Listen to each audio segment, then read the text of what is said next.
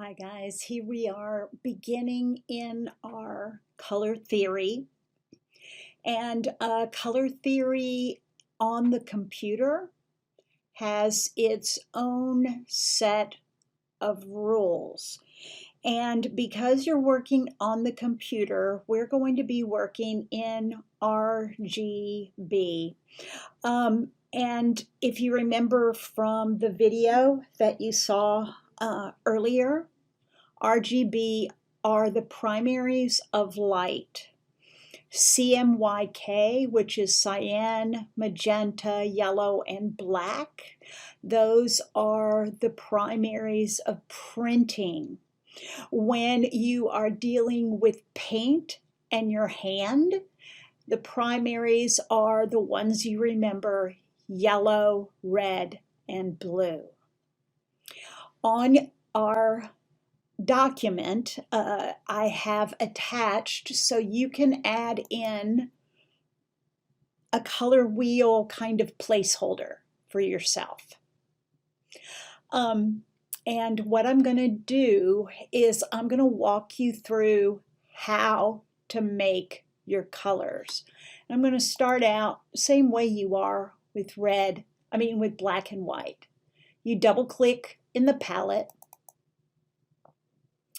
And there's several ways that you can pick your color.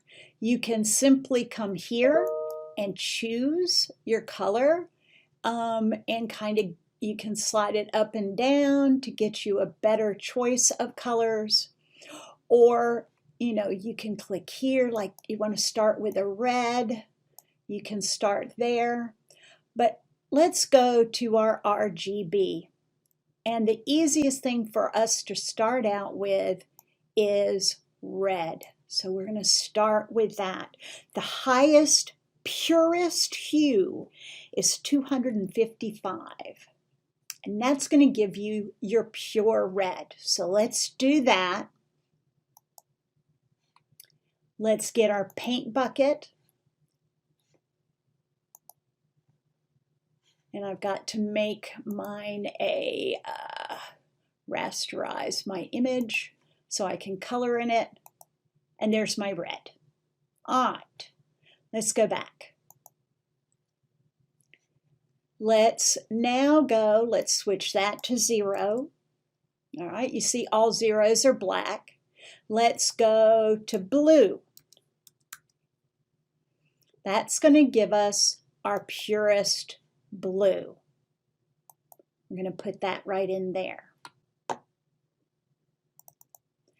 Now the next color is our yellow, and it's a little confusing because we're used to not mixing yellow. But what you're going to find is if you mix equal quantities of red and green,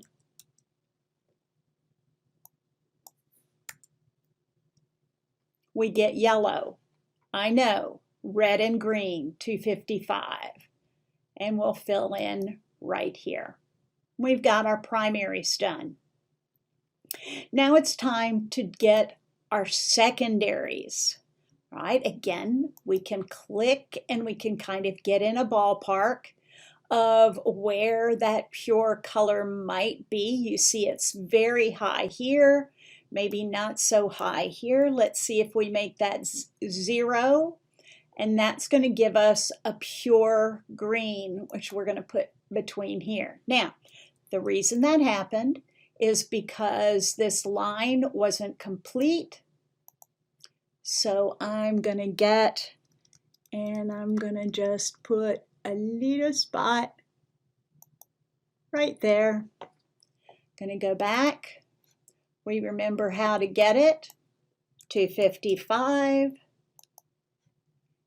And our paint bucket.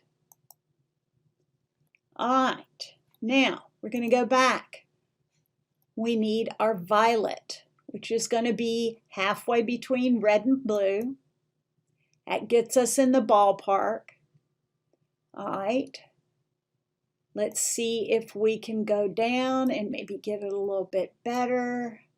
Let's see. Finding a better kind of shade of blue. That look, I mean, yeah, blue. So 168, 255. And here. Next, orange. So we're going to go halfway between those, and that's going to be a good place to start. We can go down. We're looking to find something that looks like a good orange for us. That looks good. And there we have it. Now we need to get our tertiary colors. Our tertiary colors are between, so we're going to click and find something for our yellow orange. Click, find something for our red orange.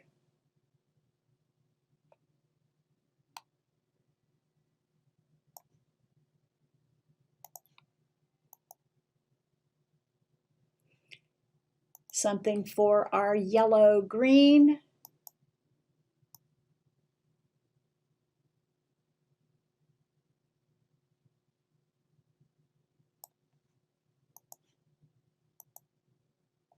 Something for our blue green.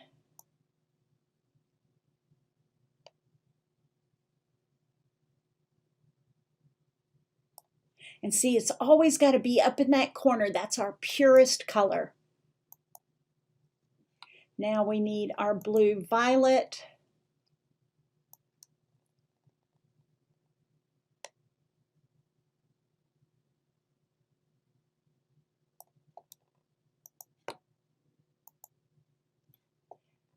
And our red violet. Which our red violet's really going to look more kind of like magenta. And I put my violet in the wrong color. So I'm going to put that one there. Okay. So I've got to switch watch those.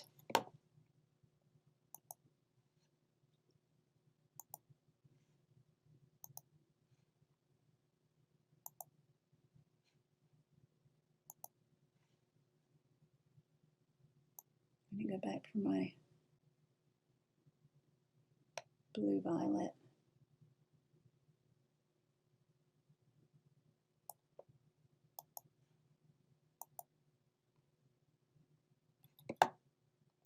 And now for my right in the middle of the road violet.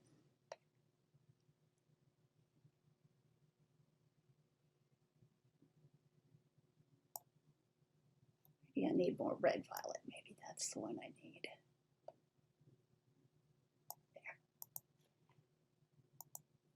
There. Okay, now you've got your color wheel.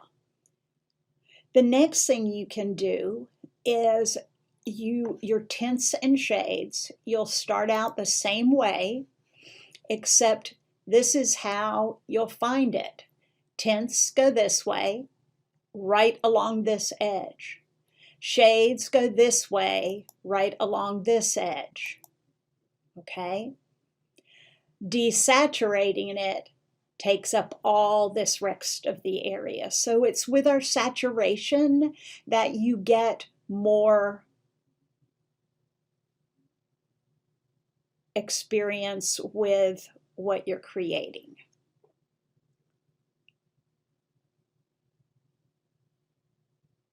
So let's just say I want to take those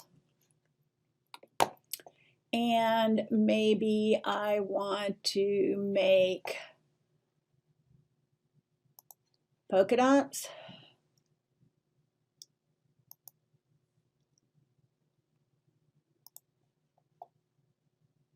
Or you could simply draw in your design. The other thing you can do, and I actually had a good time doing, was I removed the colors from the edges. So I have a clean palette. And then I took a black and white drawing. It doesn't really matter what it is. This is the one I happen to use. And then I choose my image, and up here are some drop downs of different ways that you can look at the image. Now see, I can't use that because my color wheel isn't seen, but my color wheel is seen there and seen there, you know, and so you can, as long as you retain your color wheel, you can use some of these interesting ways of presenting your color wheel. So for me, I kind of liked this one, and I used my move tool so that I could move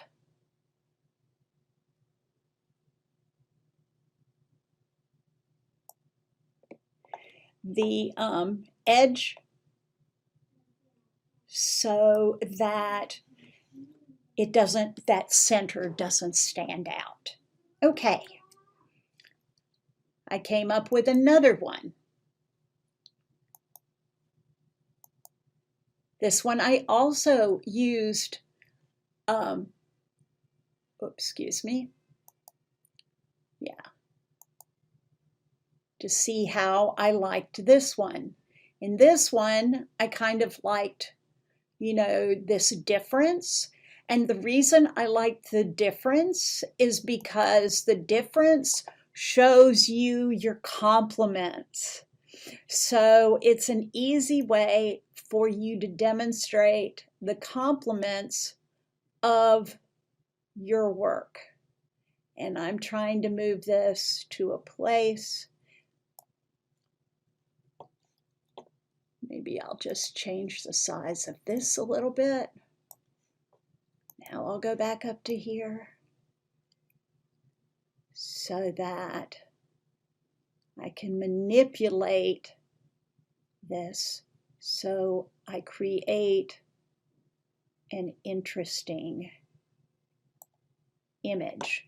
And then what I would do is I would simply crop it .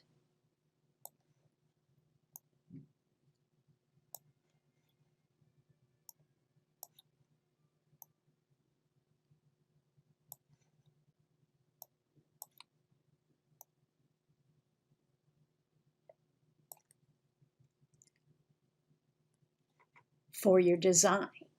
So, and even after you crop it, let's see, can I still move it? Let's try it.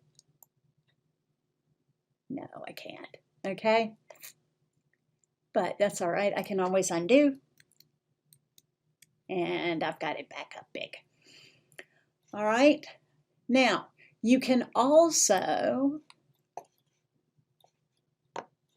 let me just move this back to where it should be. And let's make this so it is normal. Here we go. And you can, you know, put in a blank sheet above it. You can paint in, you know, in black. You could draw anything you wanted. All right, you could, we learned how to make our little shapes before. You could make, you know, I could make a variety of little shapes. Oops, I should have edit, fill. I want it to be filled with white. Yeah, all right. And then I'll go again, edit, fill, and I'm going to fill it with black. And then edit, fill. I can fill it with gray. And that is how you're going to get your different tints and shades. Edit.